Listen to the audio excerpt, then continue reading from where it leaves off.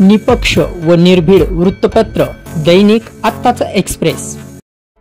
अमरावतीमध्ये 26 तारखेला भव्य नागरी सत्कार आहे आणि कोणत्या भव्य लोकांचा, जे राम शिंदे विधान परिषदेचे सभापती आहेत, दत्तामामा भरणे हे मंत्री महोदय आहेत, वाशिमचे पालकमंत्री आहेत, पडळकरजी आहेत, बाबासाहेब देशमुख आणि इतर लोक आहेत।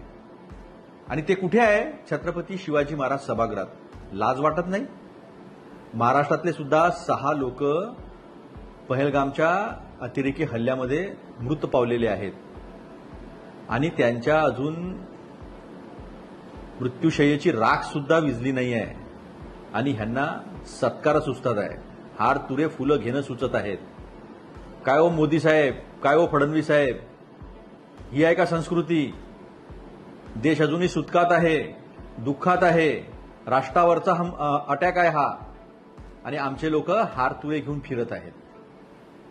थोडीशी जनाची नाही तर मनाची लाज बाळगा। संविधानिक पदावर बसलेले आहात आपण, सभापती आहात, विधान परिषदेचे कायदे मंडळाचे प्रमुख आहात आपण, आणि अशा परिस्थितीत 26 तारखेला आपण जर नागरी सत्कार घेत असाल आणि तोही छत्रपती शिवाजी महाराजांच्या सभागृहात, काय विचार करत असतील छत्रपती शिवाजी महाराज? काय म्हटलं असतं जर अहिल्यादेवी होळकर आज राहिल्या असत्या तर? आपली नाही, कमीत कमी छत्रपती शिवाजी महाराज, राजमाता अहिल्यादेवी होळकर यांचा तरी विचार करायला पाहिजे नव्हता? करा, घ्या, सत्कार घ्या, जनता बघत आहे, फुलं घ्या, हार घ्या, नागरी सत्कार करा। काही लाज शरम नाही आपल्याला, काही आपल्याला दुःखाची चिंता नाही, कारण आपल्या घरात झालं नाही ना, दुसरे मरतात तर मरू द्या।